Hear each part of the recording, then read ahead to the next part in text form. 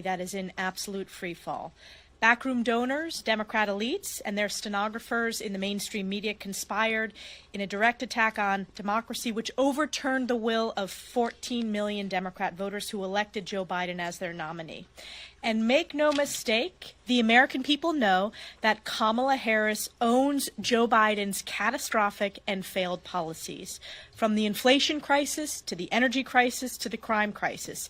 And the number one issue facing Americans, no matter what district across America, is the border crisis. And Kamala Harris is Joe Biden's open border czar. By every metric, Harris has failed to secure our borders, advancing far-left Democrats' failed open border policies and the needs of illegals over the safety of American citizens. Yesterday, I introduced a resolution condemning Kamala Harris's role as Biden's open border czar. Every elected Democrat is responsible for this border crisis, along with every other aspect of Biden's failed and feckless record, which brought skyrocketing Bidenflation, surging violent crimes, chaos, and weakness around the world. Looking to tomorrow, at the Speaker's invitation, we will proudly welcome Israeli Prime Minister Benjamin Netanyahu to address Congress. This address comes at a time when Israel is fighting against barbarous terrorists backed by Iran for their very right to exist. House Republicans will always stand with Israel and will not rest until every hostage kidnapped during the horrific October 7th Hamas terrorist attacks is returned home. While we have House Republicans have repeatedly voted in favor of providing Israel with necessary military aid, the Biden-Harris administration and far-left Democrats have turned their backs on our most precious ally, electing to withhold this aid and side with the radical pro-terrorist base of today's Democrat Party. It has never been more crucial to show the world that America stands unequivocally with our most precious ally, Israel. It has been 10 days since the horrific assassination attempt on President Trump. Yesterday, we heard from the Secret Service Director, Cheetle, who provided no new updates, was unable to answer the most basic questions, and confirmed to everyone that she is not qualified to keep our nation's leaders safe. She must resign. The American people deserve answers, and House Republicans will not rest until we have transparency and accountability. Today, we are joined by my fellow New Yorker and Oversight Committee member, Nick Langworthy, who traveled to Butler, Pennsylvania to see it firsthand. He is helping to lead the charge demanding accountability from the Secret Service. Nick. Thank you very much, Chairwoman and Leader Scalise, Whip Emmer, and Speaker Johnson. Thank you for the opportunity to be here with you today. The U.S. Secret Service has a zero-fail mission, and they failed massively to protect President Trump and rally-goers on July 13th. Corey Comparatore, a firefighter and a father, he lost his life that day because of that failure. And President Trump is only here by the grace of God. There must be accountability from the U.S. Secret Service for this tragedy. But during yesterday's Oversight Committee hearing, Director Cheetle did nothing but deflect and hide behind the FBI investigation. She's answered more questions from the media than she's answered from members of Congress. She did the impossible yesterday. She united the Oversight Committee on both sides of the aisle because members on both sides called for her resignation in the hearing culminated in a letter from Chairman Comer and Ranking Member Raskin calling for that resignation. I was compelled on Sunday when I woke up to instead of flying to Washington, to drive so I could stop in Butler, Pennsylvania and see this site with my own two eyes. To see the rooftop of the AGR building where the killer was staged. It is literally a chip shot 9-iron from the podium. Security 101 would have put those buildings within the secure perimeter. The Secret Service did not do its job. It did not have a culture of communication with local law enforcement. And in fact, it's been very disheartening to see, sources within the Secret Service try to throw local law enforcement under the bus. But we got nothing out of Kim Cheetle yesterday. All she did was stonewall and hide behind an FBI investigation that won't be complete for 60 days. It is clear that we have gross incompetence from the Secret Service. The one thing that we did learn yesterday is not only has Director Cheetle not even visited Butler herself, and it just blows my mind that she would not have arrived there by dark that day. but the fact that no one has been reprimanded, suspended, or put on a desk job. I mean, this is absolutely embarrassing. I was so compelled during this hearing that I introduced a resolution calling for the president to terminate Kimberly Cheetle because she will not do the honorable thing and resign. Director Cheetle is not fit to lead this agency. Members of both parties overwhelmingly have called for a resignation, and she does need to be fired immediately when the president surfaces if we're going to restore any sort of public trust in the U.S. Secret Service. We are in the most contentious presidential election of our lifetimes. There's 104 days left in it, and the protectees deserve a Secret Service prepared to do their mission, their single job, which is to protect the current and future leaders of our country. Thank you. Thank you, Nick. And following up on that, after yesterday's hearing, there is one thing that Democrats and Republicans agree on. Secret Service Director Kimberly Cheetle needs to go. She refused to answer questions directly and proved that she is either unable or unwilling to do her job. No matter what your politics, we can all agree that what happened on July 13th was a complete security failure. President Trump was nearly assassinated. A former fire chief lost his life protecting his family, and 2 others were critically injured. Yet Director Cheetle maintains that the resources on site that day were sufficient. Unacceptable. Director Cheetle is ultimately responsible for the security plan that allowed an assassin to open fire on President Trump and his supporters. The agents on the ground in Butler, Pennsylvania acted with courage, and we commend them for returning President Trump to safety. However, they should have never been in that position to start with. If Director Cheetle won't resign, then Joe Biden or Kamala Harris, or whoever, by the way, is in charge right now in the White House, needs to fire. If they refuse, it's yet another stain on the Biden-Harris administration's record. And on the note of this administration's record, I want to be clear about something. Kamala Harris co-owns the failures of the last 3.5 years, which include double-digit inflation, a historic border crisis, total chaos overseas, and the cover-up of Joe Biden's failing cognitive state. Look, it doesn't matter if it's Biden or Harris. In fact, it's even worse if it's Harris. Americans can't afford another 4 years of weak leadership and policy failures that have become the cornerstone of the Harris-Biden administration. And they know that Americans know that Harris has been part of it every step of the way. With that, I turn it over to our majority leader, Steve Scalise. Thank you, Whip. The Democrat Party proved last week that they have absolutely no respect for their own voters. They literally jettisoned throughout the votes of 14 million Democrats who went to the polls to select Joe Biden as their nominee and went behind closed doors where party bosses pulled the will of their voters and replaced Joe Biden with Kamala Harris. Now, it begs the question, let's look at Kamala Harris's record as vice president. She's still the sitting vice president. But she's also been the architect of many of President Biden's worst failures, not the least of which is her main responsibility that she's been given in 3.5 years, that is the job of border czar. When President Biden tapped her to be the border czar, it took her months to even get out to the border. She said many times that the border is secure. Everybody in America knows that's a lie. In fact, it's the largest crisis in America, affecting every community throughout this country, with drugs, with opioids that are killing about 150 Americans every day, bringing in criminals to every community in America. And Kamala Harris has been responsible for this epic failure. In fact, she's called for open borders. What else has she called for? Good luck if she goes to Pennsylvania and talks about her energy policies where she wants to ban fracking.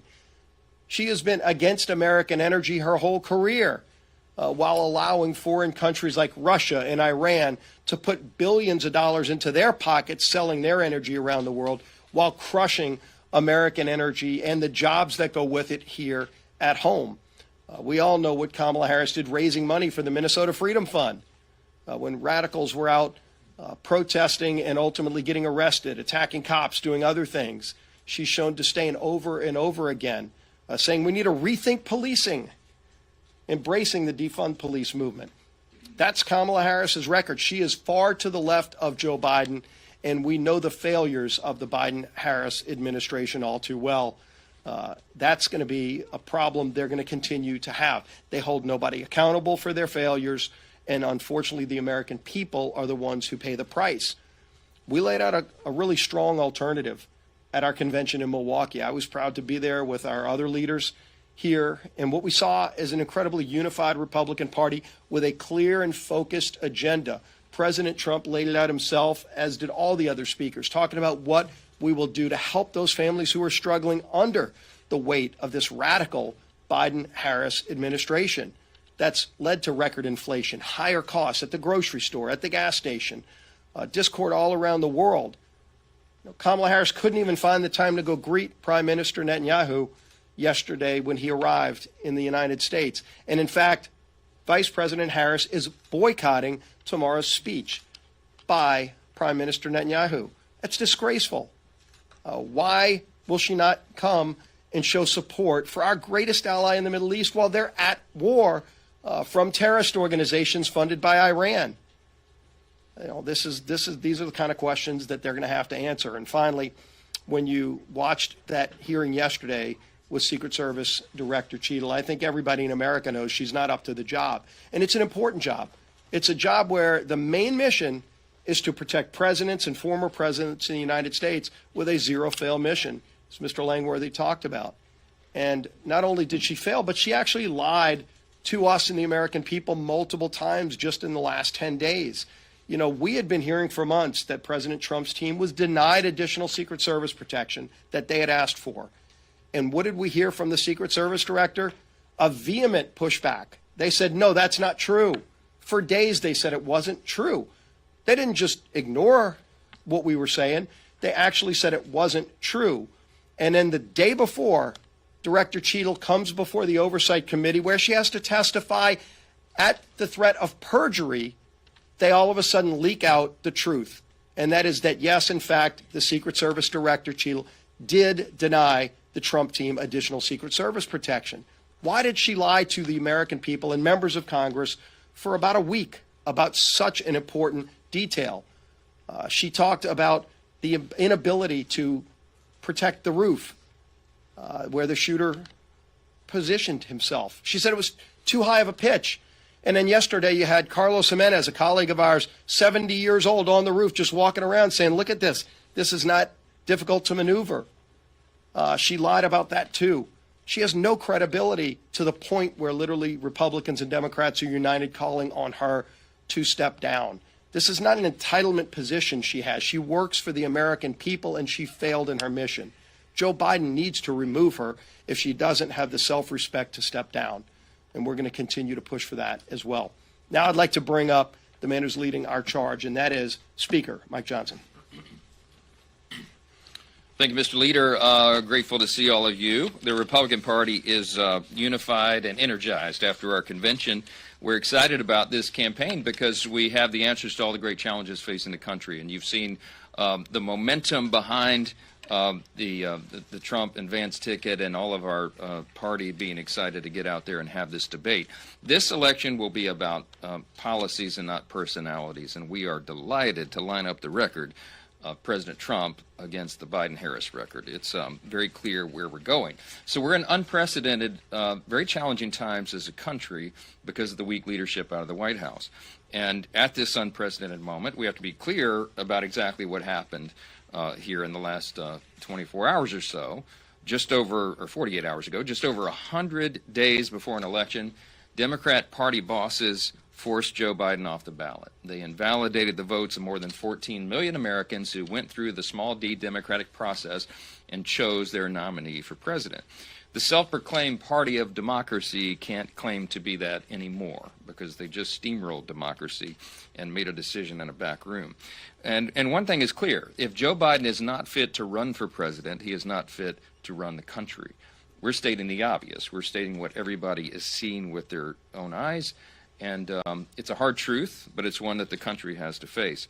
Right now, we're facing altogether increased threats around the globe because of this weakness. We're facing threats right here at home, and we're sending the world a dangerous message. America needs strong, resolute leadership at this perilous moment. Joe Biden is not providing that. Kamala Harris is incapable of providing that, and we need to get November 5 here as quickly as possible.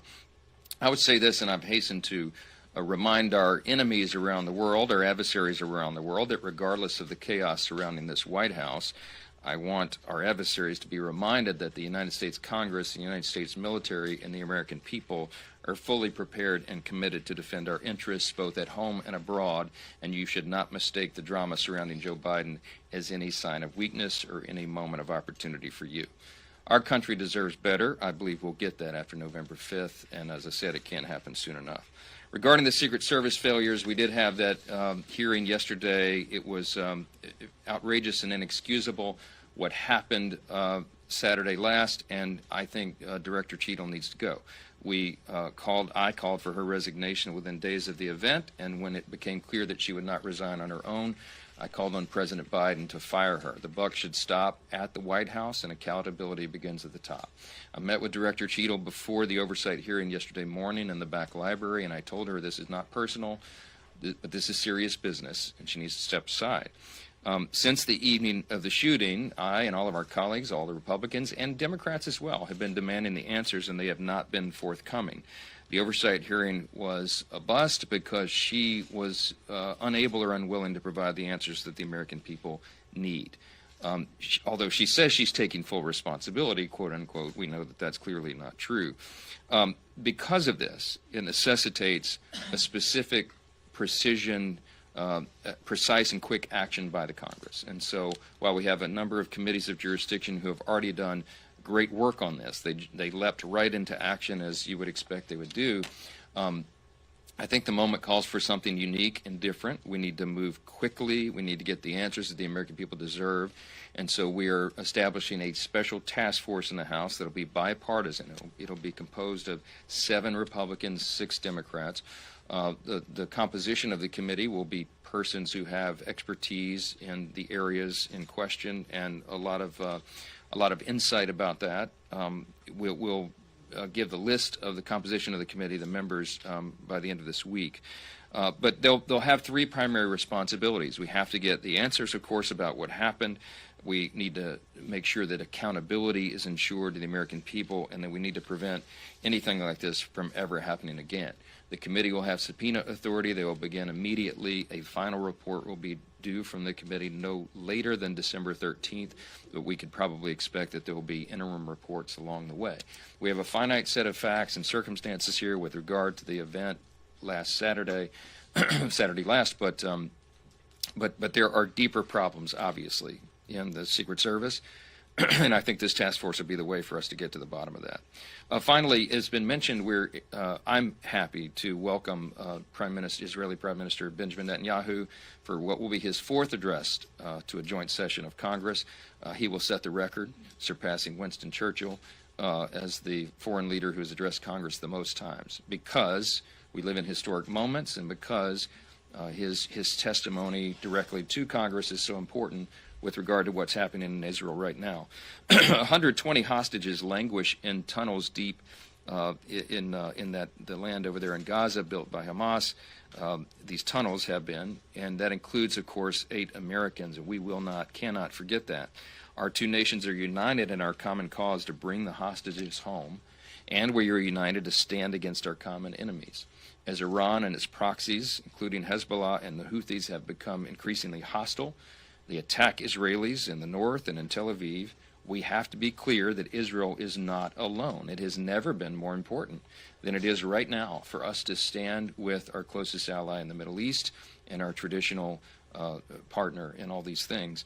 And it is outrageous to me and inexcusable that, as the leader mentioned, that Kamala Harris is boycotting this joint session. This is an historic moment. It's an important moment for the country for all the reasons we've said. The gravity of the situation cannot be overstated. And yet, Kamala Harris will abandon her seat, as you all know, as the vice president and as serving as the president of the Senate.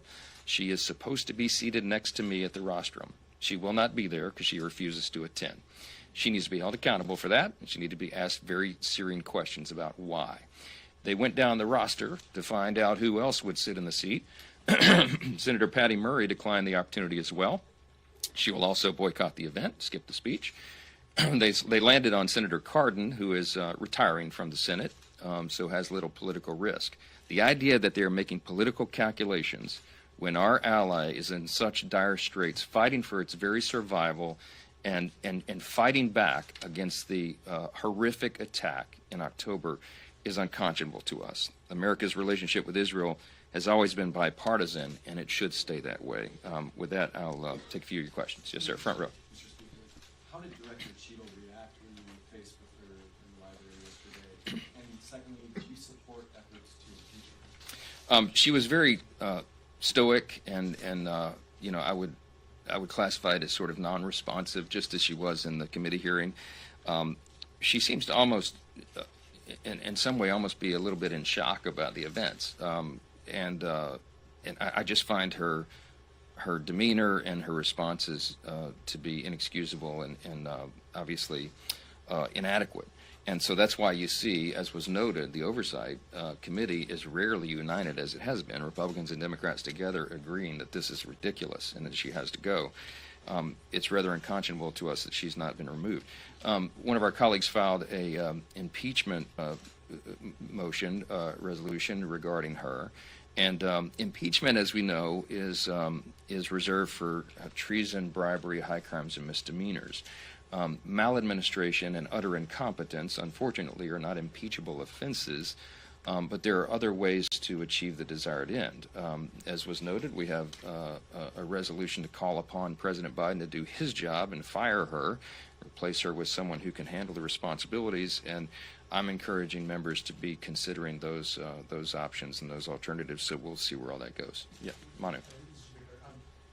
As Kamala Harris has become presumptive nominee, some of your colleagues have been criticizing her over leadership diversity. Tim Burchett said that she was a DEI hire. Is that appropriate? Listen, this election, as I noted at the outset, is going to be about policies, not personalities. This is not personal with regard to Kamala Harris, and her ethnicity or her gender have nothing to do with this whatsoever. This is about who can deliver for the American people and get us out of the mess that we're in. Every area of public policy is a disaster because the Biden-Harris administration made it that way.